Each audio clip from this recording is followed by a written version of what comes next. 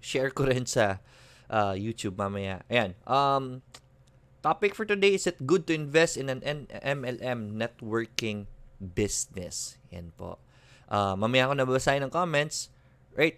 So, yan po. You're always going to get a different answer. Right? Iba-iba po ang sagot na matatanggap nyo. If you ask people about this, yung iba takot, ay, networking na naman yan. We even have this notion na pag in-invite ka ng coffee, iba na ibig sabihin noon, baka-invite ka na sa networking, di ba?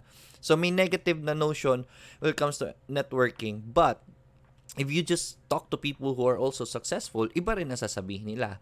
And if you talk to people who are in it, iba rin matatanggap mo, right?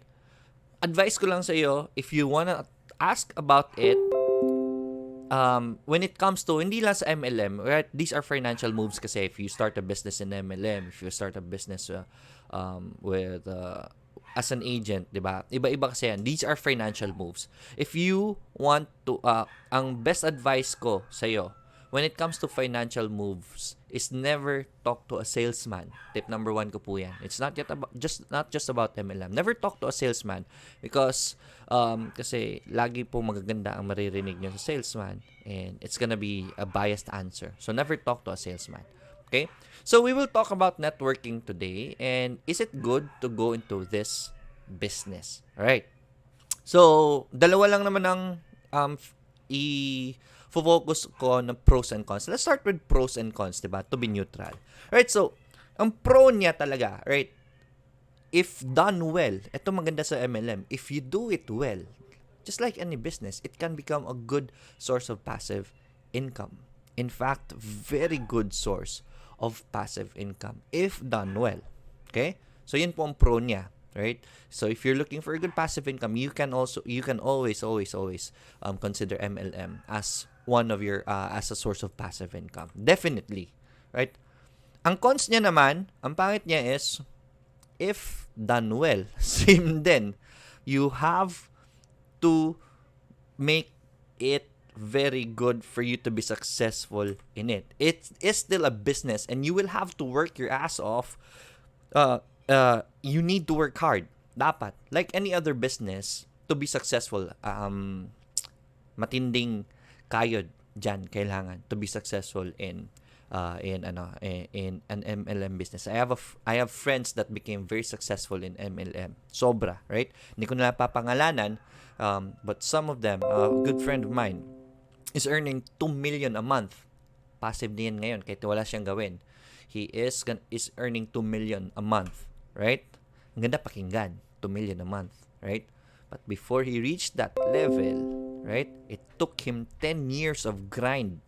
Mind you that, 10 taon niya po pinagtrabahuan yan, right? 10 years of grind. Meron din naman ako mga kaibigan na hindi naging successful, lagapak kagad, nag-fail sa MLM. Even me and Apple are members of some MLM, but it's not to sell. It's just to get the products at a cheaper price because that's one of the cons din sa MLM. Hindi ko lang i-feature talaga, but it's one of the cons of MLM. Products tend to be very expensive. Sadly, it's to keep up with the upkeep of the bonuses for the salesman. So, yun yung isa sa cons talaga sa MLM. Medyo may kamahalan yung mga yung mga products. Anyways, so to my answer to the question, is it good to invest in MLM? Yung networking business na yan, is it good? The answer is, it depends. It depends on what? Yan. So if you have any comments, sa tingin nyo, anong titignan ninyo when it comes to MLM before getting in? If you're into MLM, if you have any points, please post it in the comments. If you have any question, please post it in the comments. Yun yung sasagutin ko ngayon. It depends on what. There are 3 things you need to consider before getting into an MLM business. And you have to make sure these 3 things are there before you start getting into it. Okay? So, First, unang titignan nyo when it comes to an MLM business, if may lumapit sa iyo and presents their business, if you can join us, this and that. Ayan. Number 1, just like stocks, just like any other investments, the basic building block before you invest is look at the fundamentals of the company, right? just like stocks po yan, before kayo maglagay ng pera, tignan nyo po ang fundamentals ng kumpanya. You already know how to check the fundamentals of the company. I have that in my previous videos, how to check if a company is good to invest in. It's the fundamentals, di ba? Networkers will show you the good points in joining. Remember that. Papakita nila sa inyo talaga ang mga magaganda for you to join. Yung earnings nila, yung CARs nila, gaano kadali magbenta even, right? They will show you it's easy to sell this and that. They will show that. And syempre, mapapaniwala ka dyan. Salesman yan eh. But remember, salesman ang kausap mo, ha? Salesman po yung kausap mo. So they will really show you the good things to entice you to join. So wag kayo magpapadala kaagad sa mga ganito. Earnings, ito yung pinaka-common, yung pinapamaypay yung pera, yung mga cheque pinapakita. Right? Why are they showing their earnings, diba? Ethically, diba? Ethically speaking, just like any other business, I mean, ethically speaking, you should not show how much you are earning, diba? But but they will show this to you, right? Papakita nila yan para ma-entice ka. That's the point of it, right? Just like other businesses, do not look at their success. Yes, yun po ang kinikita nila, but do not just look at their successes, okay? The success is only the tip of the iceberg, right? Totoo man or hindi, give them the benefit of that. Oh, you're earning that much. But do not just look at their success. Okay? That's just the tip of an iceberg. Behind that success is a grind. Grabeng kayod na hindi nyo lang nakikita. Right? And then, pag na-entice na kayo, if nabulag kayo sa earnings, uy, laki na kinikita kanya, gusto ko rin ganyan. You join. You spend money and then you join. And then you realize along the way na hindi pala madali. And then you quit. So diyan maraming what do you call this? Diyan maraming nagfe-fail ang mga networkers, okay? They just look at the success, they do not look at the grind behind it. Hindi po madali maging successful, okay? So the lesson is, do not just look at the earnings like sa stock market, you just don't look at the earnings of a company, right? Isa sa dapat tinitingnan nyo, right? One of the important things you need to look at is superior products and services, right? Karamihan sa mga MLM are products. But yan, part of fundamentals that we always talk about. When you study a company, look at one of the things you need to look at is products and services. Marami naman dyang MLM na maganda ang products or even services on some, di ba? Marami dyang maganda. Focus on the product, right? If you believe in the product, right? Importante po yan. Tignan nyo po ang product ng MLM company na yan. If you believe in the product, it will be much easier for you to sell the product and be successful in that business. So, one of the focus should be on the product, hindi lang sa kita. Okay? Right, any business that focus on recruitment kasi, ito yung isa sa cons talaga ng MLM is that it's a recruitment business then at the same time, right? They earn from the products and at the same time they earn from recruitments, right? If that MLM company focuses on products, then it will stand for a very long time. Very good example po dyan. Hindi po nag-advertise. A very good example for that, isang MLM na alam ko na that stood the test of time is hula. Meron kayong hula? Baka member kayo dito. Ano nga ba yun? Nakalimutan kong pangalan, but it's into vitamins. Mamaya, nasa dulo ng dila ko. Baka mabasa ko sa comments din nyo. nawala sa ano ko eh. Nawala sa hindi ko malabas. Right? Anyways, yan. My point is, if it focuses on the products, pag magandang products, the company will stand for a long time. Right? If the company focus on networking at on recruitment kasi and not on the product, if the business runs yung earnings nila is because of recruitment, tulad ng mga Ponzi schemes, karamihan. Kaya nga nalilink yung networking sa Ponzi. But then again, if it focuses on recruitments, the moment na wala na ma-recruit, wala nang perang pumapasok sa kumpanya, the company collapses. So that's very important for you to consider. Okay? It should be product focused ang company na yan. You sana Yun, lumabas rin sa dila ko. Sinabi ko na kaagad. Yeah, si Usana, ang tagal na niyan. They focus on the product and not so much on the networking side. That's why malakas yan. Pero, ayan, you need to consider the second thing then. Though Usana is good, right?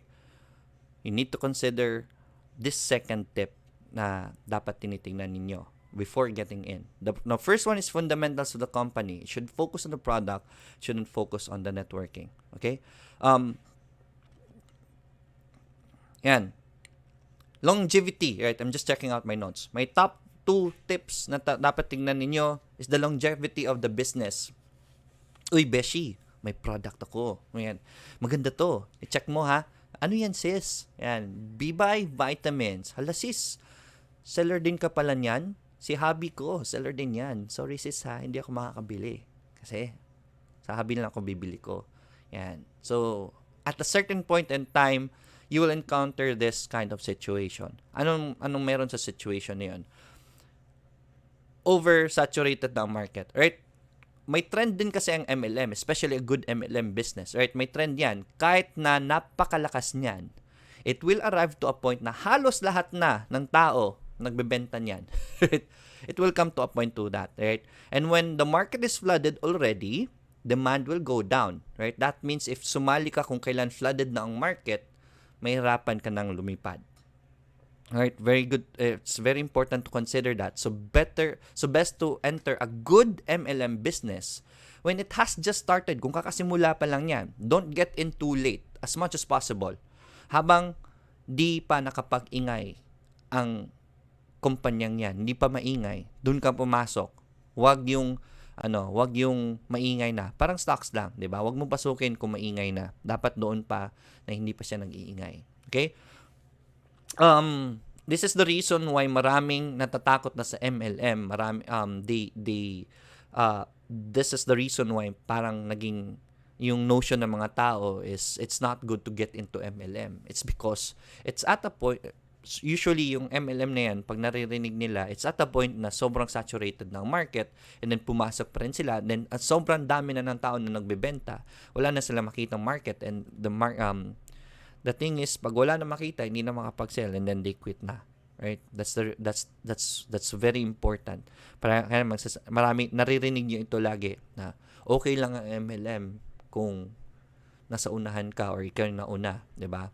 Pangit ang MLM pag nasa dulo ka na, which is in a way true. But doesn't mean na hindi ka rin naman magso-survive kahit nasa baba ka pa. Right? It's up to you. There will always be people you can sell things from. That is where gaano ka kagaling. Diyan makikita kung gaano ka kagaling. Okay, so that's my second tip. Longevity of a business. Please consider na kung kakasimula lang ng business, maganda naman siya at kakasimula pa lang, that's the best time to get in. Huwag po yung late na masyado, na marami ng agents masyado. It's gonna be very hard for you to sell at masyadong basa na yung name na yan. So it's gonna be very hard if ever late ka na pumasok. Right, that's the second factor you need to consider.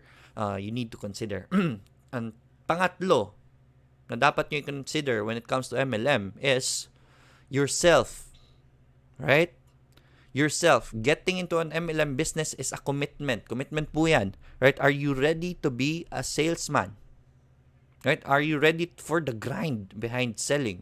Right? Don't ever think na madali lang kumita sa MLM. Right? Yung iba kasi, kumikita siya ng ganito, ganyan, ganito. Nag-recruit lang siya, ganito. Nag-recruit lang.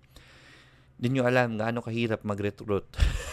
Napakahirap po mag-recruit, right? Don't ever think na madali lang kumita sa MLM, okay? The reality is not. It all depends on you. Not everyone likes being a salesman, right? But I tell you, sales is where the money is at. Right? My point there is, sales is where the money is at. Kung gusto mo ng madaling pera, kung gusto mo yumaman ka agad, mag-sales ka. But it's not for everyone. Okay? Still, it's not for everyone. So, you really have to consider the fact that you will be jumping careers into a businessman to a salesman. Okay? Kahit na mag-businessman ka, salesman ka pa rin naman yan eh. But if you have to be ready, hindi yung mag-join ka ay mahirap palang magbenta. Ang dami kong naririnig nito. Nasa call center ako dati. I'm proud of that. Dami kong kasama dati na pinapasama ko maging entrepreneurs din, and I told them, you try to sell, right? You can be an insurance agent, you can be a real estate agent at the same time na call center agent ka. Laging sagot is, ay, hindi naman, mahirap mag-sales, ayoko mag-sales, stressful yan. But the good thing about sales is that your earnings are reciprocated by your effort. I mean, your efforts are reciprocated by your earnings, right? The more effort you put into sales, the bigger money you get. You double your efforts, you double your money basically. Hindi tulad nung nasa trabaho ka, is kahit na doble ang effort mo, pares lang kayo na sinasahod nung mga tamad, right? So that's a comfort zone we want to get out from, right? You want to be at a point where the more effort you put into something, it should be reciprocated with your earnings. That's why sales is where the money is at. Okay? Those are my top 3 things you should consider before getting into MLM. So again, for the topic, is it good to invest in an MLM or networking business? The answer is, it depends. It depends on these 3 things you need to consider. Right, so I hope you learned from that. I'm gonna go to the comments and let's see if you have anything to say before we go to the stock market. Right, gulo ng stock market sa PSE ngayon. Alright, R. Lauren Mendoza, good morning Sir Lloyd and like, na-miss ko yung daily grind. You po sir, ano po masasabi niyo Lloyd bagong disclosure ng ISM? We'll talk about that in a bit. Okay, Luz Viminda, Tina is here. Alice Kabigting, Rojas, good morning Sir Lloyd, like Miss Apple. Insights naman po kay DMC Sun, KPPI, right? Daanan natin to. I'll just write these down para hindi ko makalimutan. Alright, I'll copy this. DMC, KPPI, and GFC. Right, Nico, uy, morning coach. Calm before the storm ba? Primex, good to buy na ba si URC? Alright, these are very good to look at. Si Primex, matagal na yung nagko-consolidate. Archie Caberna, good morning coach. Good morning din Jake Paul. Good morning coach. Hindi po ba kayo magla-live sa YouTube? I'm gonna be ngayon ko isa-subscribe. May bayad kasi yung pag nag-live ka ng Facebook and isabay mo sa YouTube, may bayad kasi yon. So I always consider things before ako magbabayad. So yeah, I'm considering that already. Mervin is here. Rolman Rakita, MPI po. Right, let's start. MPI is very down right now. Right. Tingnan ko lang ang mga comments about the topic, okay, before we go to the stocks, okay. Turned on notification, very good. Speaking of that, please like the Facebook page and turn on the notifications para mo-notify kayo whenever the live is up. As much as possible, whenever I am available, nagla-live po tayo. Air Plata, Coach, welcome back. We miss you. I missed you too, guys. Alright, so, and especially now na bagsak si market, Emmanuel Saricos, DMC Tech and Fruit, so si Frutas, bumaba na naman. Air Plata, Coach, insights po kay ET and QSR, Coach. Thank you. Alright, these are stocks. We'll talk about this in a bit. Right. ISM GFC po, these are in the list. This is from John Alejo. Rog Dahay, Coach, thank you for last time's talk. Very informative, and the sequence of your topic. It was all covered from risk management, psychology, trading, and self-assessment. Kung ano ba talaga kami klaseng trader in stock market. I'm so glad you recognized me. This is from Rog Dahay. Alright, and thanks for the seminar certificate. Boosted my confidence in this one. Gonna post this in front of my trading desk and remind me all things I've learned today before getting in the market. Cheers in advance. Merry Christmas. Yan, Apple take on ISM, sir. So, Rog is yung attendees natin sa seminar. Thank you so much for being there also. Yan. ISM. We'll talk about ISM. Isa sa hot topic na pag-uusapan natin. I'm just looking for comments about the topic. Good morning po, Sir Lloyd. MBT, please. MBT and C. MBT and C. What's the hi, Coach? Thank you for last talk. Ayan, nabasa ko na to. Francis Fahilan, good morning. Nice to be back. Definitely. Good morning from Arbitrage. Forever Living. Hindi si Forever Living yun. Ayan, isa rin si Forever Living. Matagal rin yan, si Forever Living. Front row. Bakit front throw? Front row. Yan, hindi front throw. Tinatapon mo si front row. Yan, USANA. AIM Global and USANA. Sus, ang dami, diba? Ang dami ng MLM. USANA was one of them, one of the best products out there. USANA from Ninyo, USANA M. Yan, USANA. Very good answer, Ninyo. Any insights on cryptocurrency, sir? Right. Magandang topic natin yan, cryptocurrency. We'll talk about cryptocurrency one of these days.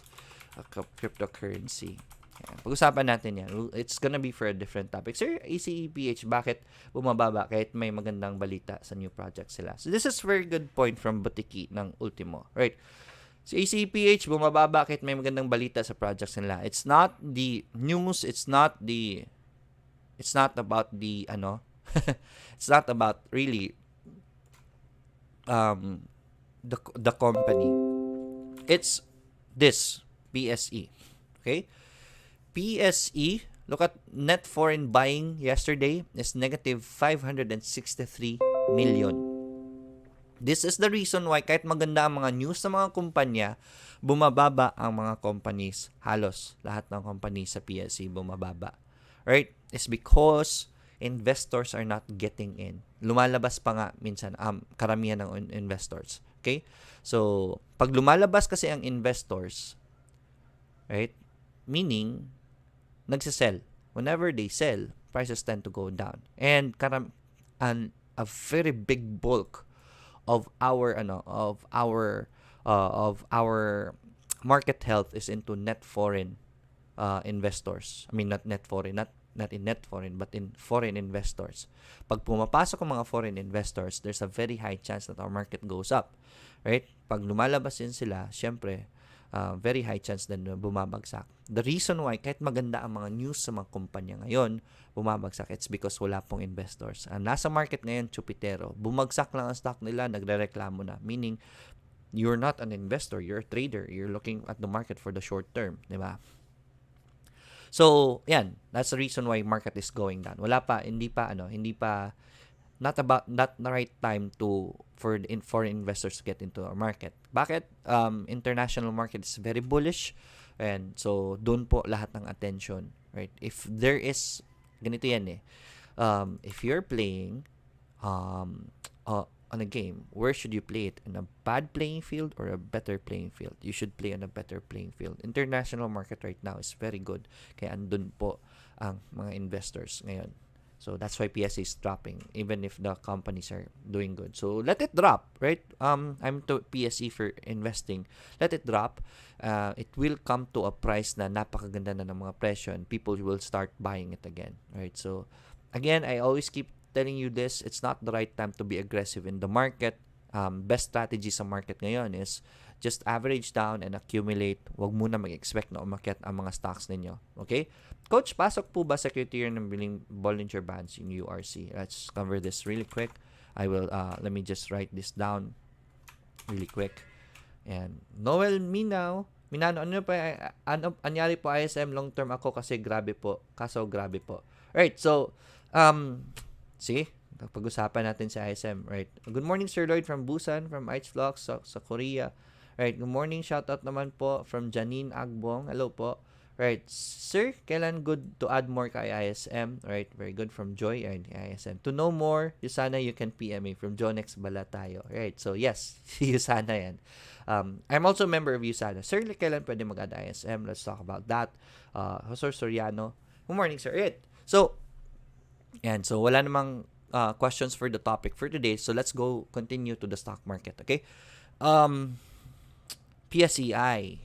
Yan. So, again, if you look at the market, one of the reason bakit bumabagsak ang stocks are walang investors, right? ISM, let's talk about ISM. There was kahapon si ISM, what they call this, ASM,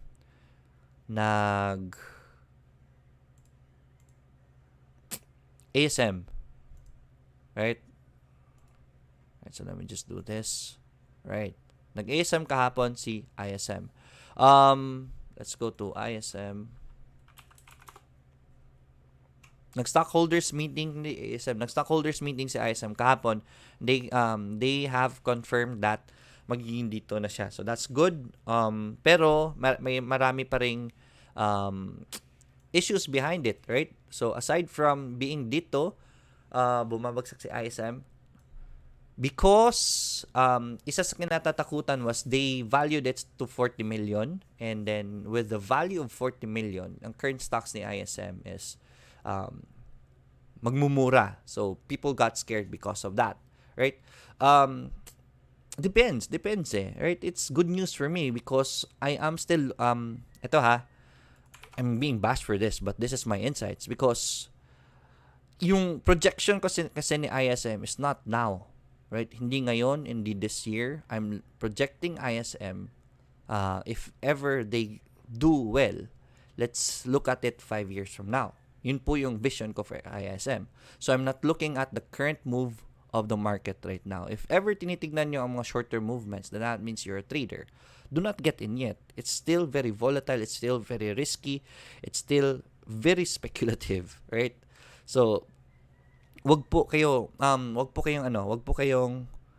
what do you call this? Wag po kayong pumasok kay ISM if ever you wanna trade it, right? For long terms naman, right? Just put in an amount you can risk. It's still risky even in other companies right now. Even the good companies are still risky because the market is down. Okay?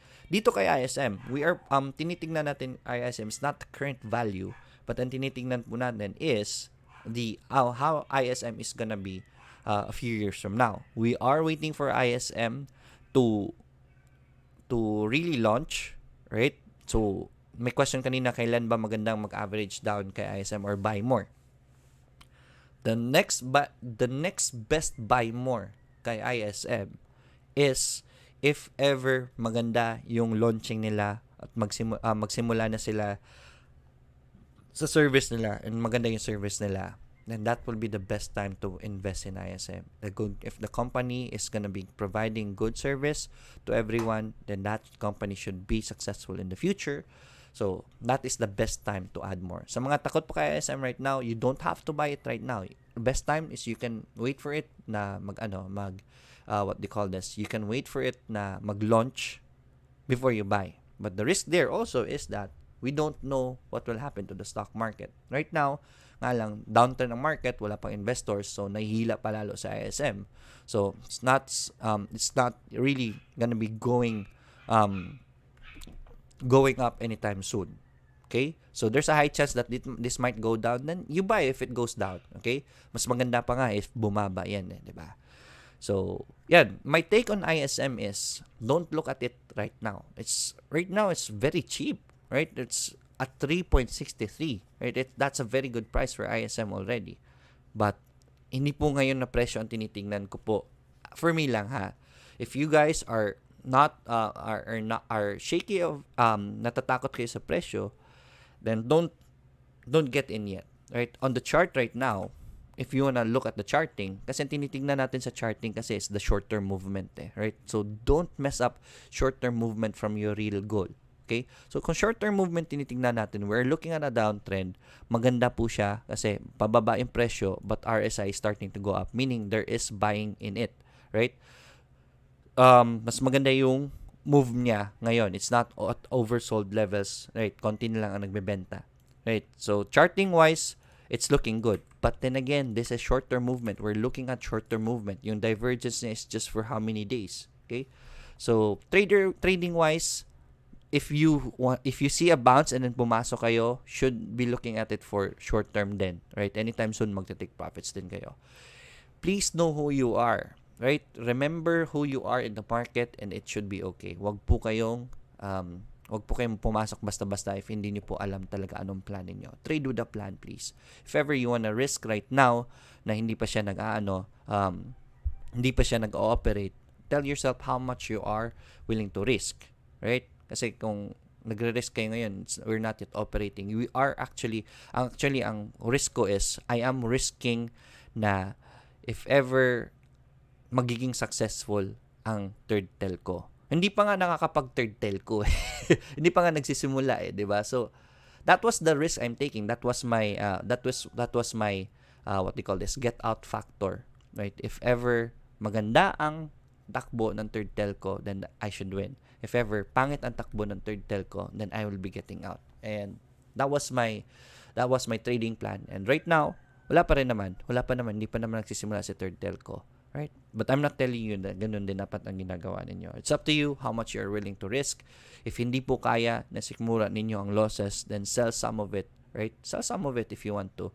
Right? Para lang maibsan yung ano nyo. Kasi baka bumaba pa yan. Right? I tell you. Pwede pang bumaba yan. Right? Anything can happen in the stock market. But we are reaching at a very good price already, right? Kakasimula pa lang dun sa nagsimula siya na presyo yung rally niya. It depends eh. We have different takes when it comes to investments. I can't answer for you if you should sell or not. I will still say I will not, because this is my take. But it's really hard. Iba-iba tayo ng predicament, right? Iba-iba tayo ng mindset when it comes to investment. So please make sure you have your own plans, right? Yung mga recommendations kasi ng mga nagbablog, ng mga nagtuturo is just a guideline, right? You can consider our points, but you have to have your own. You cannot blame other people for your decisions, especially in the stock market. Because right now, I'm still holding part of it. May nag-comment kahapon, binentahan lang kayo kay Sir Lloyd. Because I was I was very transparent with you guys. I entered at this price right here. I told everyone that I'm gonna be selling some of my stocks right here. Right? Yung earnings ko dyan was very big. And then, bumaba siya ngayon, ang stocks. Then, I bought some. Yung earnings ko dito, binili ko yung iba dito. And then whenever it starts dipping down, I bought some here, and I'm still planning to buy more, right? I mean, my goal really is to get the volume that I want, and this is the volume that I want. It is hitting the volume that I want. Ang hinihintay ko lang ngayon is the next buy more ko is it's either a reversal or a buy it's a bounce from this support right here, which is around 3 pesos.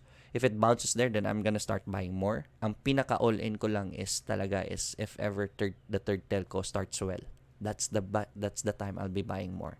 And hindi ko i-all-in na lahat ng pera ko ilalagay ko kay ISM. That's not wise, okay? Yung budget ko lang for ISM, i-all-in ko na if ever maganda yung takbo niya, right? Especially for the first year, right? Yung buong budget ko ISM ilalagay ko dyan. Pero doesn't mean that I'm not investing in other stocks. I have investments in Microsoft and everything. Yung budget ko lang for ISM, all-in ko dyan, right? So please correct that mindset.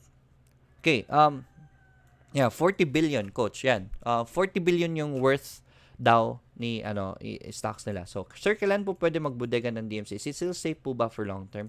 Thank you po ulit. So, DMC, right, with the market sentiments right now, it's still going down. Nahila siya ng mining sector niya, di ba? Overall, still a very good company. Ganda ng third quarter earnings. Market is just down, right? Net foreign selling. Nagsisell pa rin ang ang mga foreigners. Kaya bumabagsak ito for DMC. But overall, it's a good company. You don't have to be aggressive in these kinds of companies. Pwede kayo mas maganda mag-average down if ever ipit kayo on a solid company, right? This one right here is a good company, pero I can't say if it's a solid company like SMPH. Kumpara natin kay SMPH, kana BDO. Solid companies naman yun sila BDO. So BDO, I would strongly recommend averaging down. Dito, kung ipit kayo dito, there's a video. I have a video about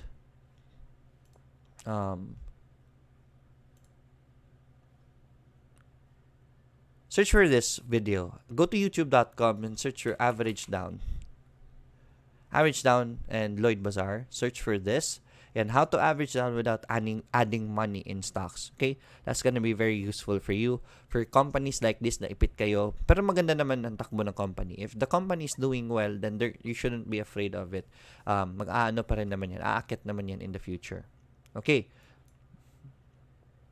Sir ACN now, what is the outlook? Right, so unahin ko muna yung comments ng mga tao kanina, okay? Time check, it's 9:08. Sorry. Notes ko yan. Right, so meron dito si ISM. So we talked about ISM already. DMC, this is DMC. We're still seeing a downtrend for DMC, but Bollinger Bands is telling us na mas mahina yung downtrend niya, but still no reversal. So konting ingat pa rin. I don't want you to go aggressive on DMC yet. Ito si Sun.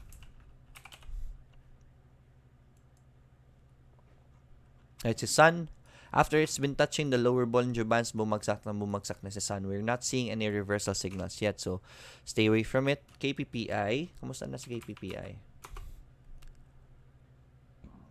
Ayun, bumaba na naman ulit si KPPI. Okay, so KPPI, we don't have any buy signals for KPPI yet, so stay away from it. Si JFC, nag-recover din kaagad si JFC, di ba? So after hitting 180, yun. We talked about this in Korea habang nag-seminar ako. Right? So breakout na si JFC, dapat nag-buy na kayo dyan and umakit na si JFC. Closed yesterday at 201. Foreign selling pa rin kay Jollibee, kahit si Jollibee na yan. Right? Negative 9 million. So that's still a lot. Yeah, yun, pulahan pa rin si Jollibee. So Jollibee, if ever it bounces, that should be a buy. Right? That's a confirmation of a breakout. This is a short-term descending triangle. This is a sign na mukhang magsa-sideways na si Jollibee. Hopefully mag-hold yung breakout niya. If not, then we have this as our support. Most probably it's gonna go sideways already. JFC. Morning, Coach. Calm before the storm na ba si Primex?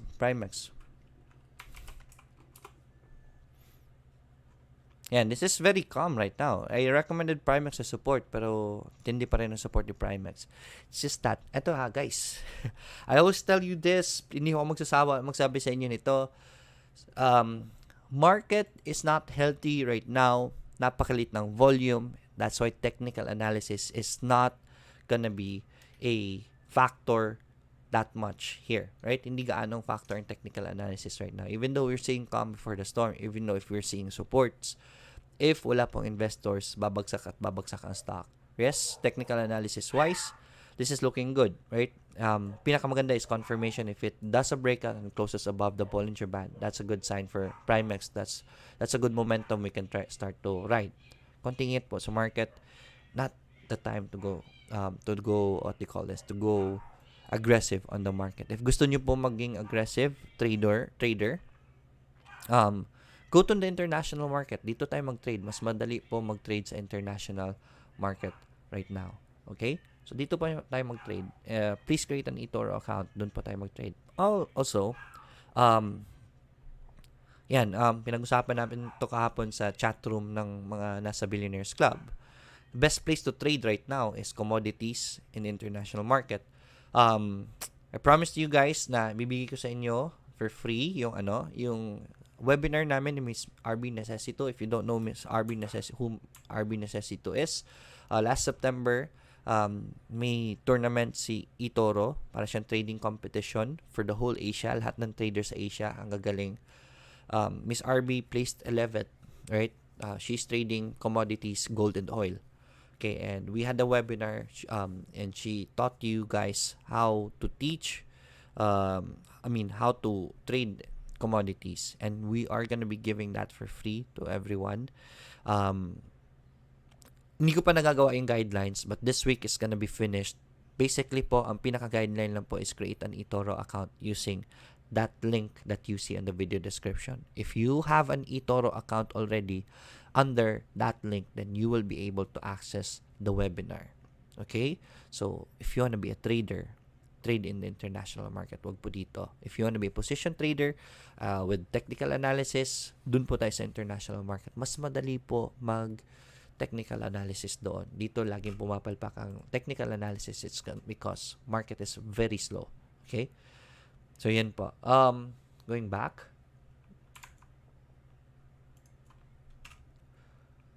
Primex, good to buy. CURC, may magandang signal CURC. Nakita ko kanina. Alright, URC. Let's check out URC. Right, CURC, we have an engulfing pattern for URC. This is good, right? This is a possible reversal signal for URC. Best to wait for a pullback and confirmation of this support right here. But yeah, this is a good company. Possible reversal na ito. Still overall on a downtrend, so you don't have to go against the trend. Pag ever, the best time to this market is a confirmation. Always wait for confirmations. Pag nag-confirm ito ng support, that's the best time to test it out. Okay? For URC. Thanks. MPI, DMC. We covered DMC already. Si MPI, medyo mainit pa yung what do you call this? Yung issue with President Duterte and the big businesses with MVP and the Yalas. So I would stay away from this for the meantime. Pero anytime soon, you can start buying this. This is a good company. Let it drop muna, and then once it has starting to reach very good levels already, let's see if ever we can buy a support. Then I'd say yes, buy it, right? Sobrang mura na yan. DMC, no, not we covered DMC already. Tech, kamustahin natin si Tech. Ayan, si Tech has been breaking support, so I think Tech is still gonna be dropping. Kontingit muna kay Tech, stay away from it. Si Frutas naman, still, lowest na si Frutas from its IPO. So, Frutas, please stay away from it for now. We don't have any charting. We don't have definite market movements. Again, it's not the best time to go IPO because it's a bearish market. Wala pong investors. Kaya that's the reason why si Frutas bumabagsak even if it's doing well as a company. Okay? So, yeah. ET, QSR, and MBT. ET and QSR. This is for international market, right? So, let's check out the charts.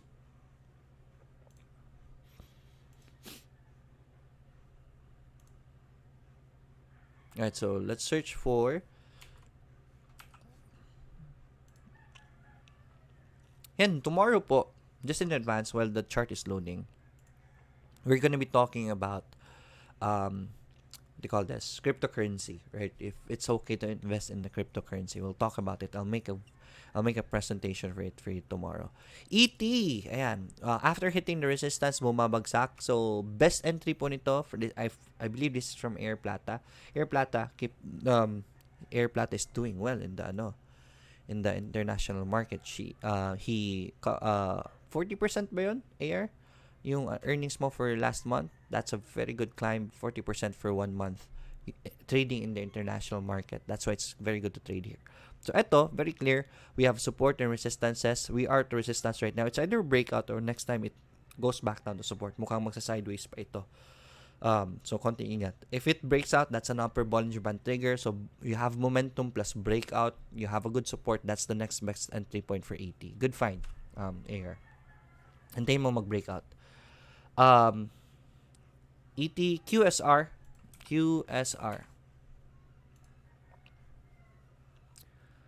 Same, right?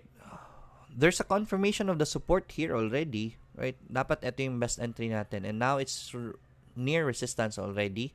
So, it's either baka mag-breakout or kung mag-sideways man lang, i-range trade natin dito sa baba and then sell sa taas. Okay? So, if it goes back to support, I think you can leverage this to times 2. Ang ganda nito. Right? And then, just let it go up and then sell at the resistance again. Right? We're reaching resistance. It's not a buy right now. It's either a breakout, magandang breakout, or at the support for QSR. Good find, Air. Galing mo na. Right? MBT. Alright, so PSC tayo ulit. MBT. Alright, so MBT, medyo malakas yung resistance na MBT. I think MBT is gonna be doing a pullback. Medyo pababa yung ni MBT yung RSI ni MBT. So, let's wait. Maybe a breakout will happen. Kung mag-breakout man yan, then that will be a good entry. Pero mukhang nahihirapan si MBT mag-breakout Let's wait for it to do a pullback. If it does a pullback and it reaches the very good levels ulit, pasukin natin ulit. But right now, it's a very strong resistance for MBT. Previous resistance yan. Ayaw nga mag-breakout from there. So, abang muna tayo kay MBT. Ito si C naman, reaching massive supports, right? This is the best support for C right now. So, if ever dumating to si C at this level, around sa 5, then that's a good time to start buying C. Right? Cryptocurrency coach, pasok ba sa criteria yung RC? BB criteria yung URC? Yes, RLC, pati BPI. Ang RLC, let's check out. Guys, doesn't mean, ito yung sinasabi ko sa inyo sa PSE, yes, this is an engulfing pattern. So, this is a good sign. Nag-support siya ng ganyan. So, you can test it out. And then, if ever mali, just cut your losses. It's just that it's a bearish market and mas malaki po ang chances na mali ang readings ng mga technical analysis right now. So, konting ingat po. You don't have to be aggressive, especially in this stock na medyo nakalipad na ito. So, yan. Good. Getting better. RC, pati si BPI. Tama po ba si BPI? Yan, Bollinger Band criteria. Yes, ito.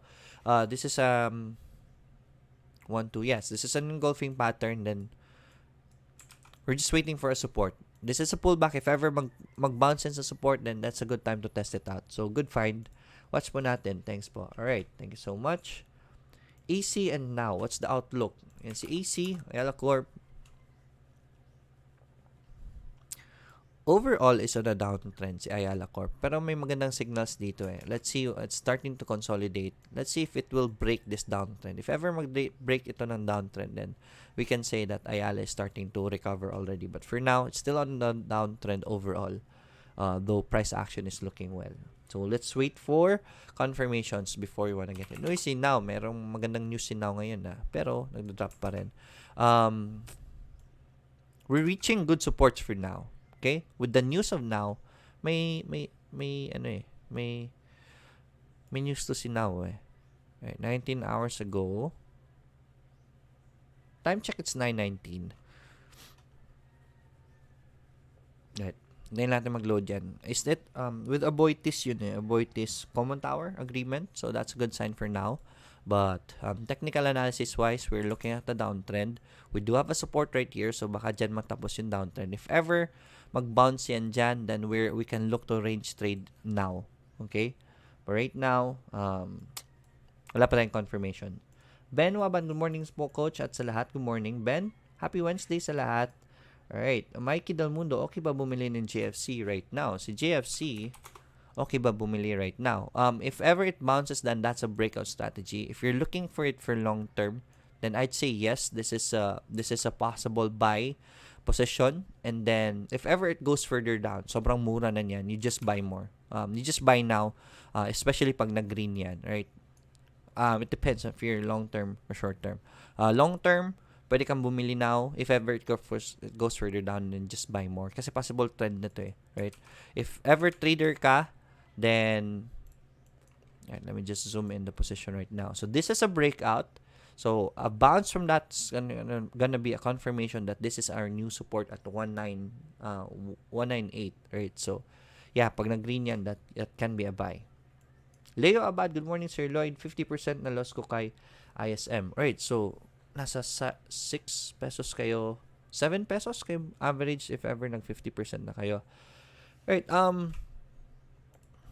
use this if you don't want to add funds kay ISM and then you want to recover.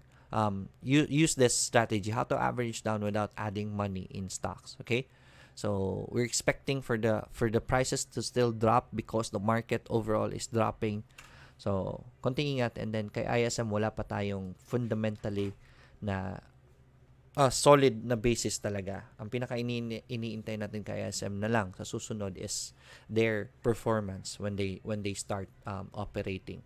Okay? Rog Tahay applied that strategy on ISM the other day. Sold constraint but nakabili agad sa 4, bumulusok pa pala. Alright, I understand.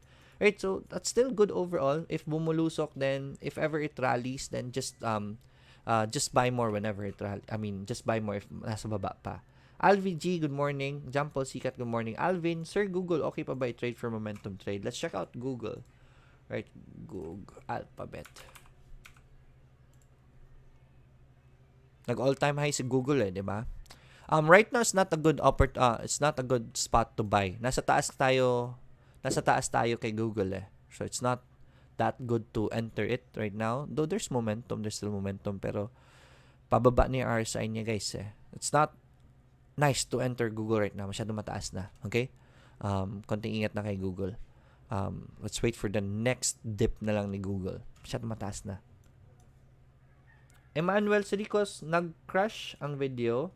Sir Lloyd, si Fruit, thanks. Alright, so, this is from Arman Herrera.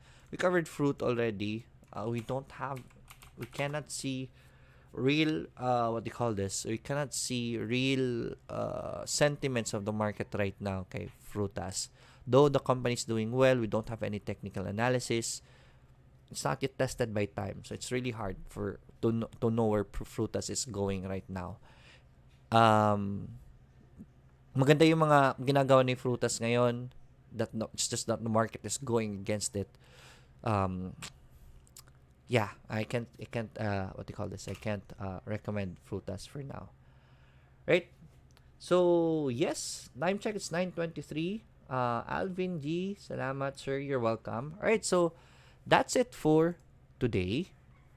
And so tomorrow we're gonna be talking about cryptocurrency. I created a cryptocurrency video a long time ago. It's about time that we update it. Let's talk about cryptocurrency because there's good movements around it again lately. So we'll talk about that tomorrow. And is it good to invest in it? Is it good to speculate in it? What should you do? Okay? Abangan niyo po yan bukas. For today, market is still not bullish. And I tell you this always, isa dapat sa criteria ninyo in trading, especially for a newbie, is the market status, right? Kasi pag bearish ang market or hindi bullish, technical analysis tend to go down. Fundamentals, kahit pa fundamentally good yung company niyan, walang pakialam ang market dyan. If kahit may magandang technical analysis dyan, technical analysis tend to fail on a bearish market. So, konting ingat po. Right? Not yet the time to go aggressive. If I can recommend one right now, sa ATN lang ang marirecommend ko. Marirecommend ko sa ATN. Right? So, we have a good support for ATN right here, 0.90. RSI starting to go up. We reach a very healthy RSI for our ATN already. If you want confirmation, breakout for ATN would be a very good entry. But this support is already very good for ATN, 0.90. Okay? So I'll see you again tomorrow. We'll talk about cryptocurrency. As always, let's get rich together. Bye everyone. Enjoy your day.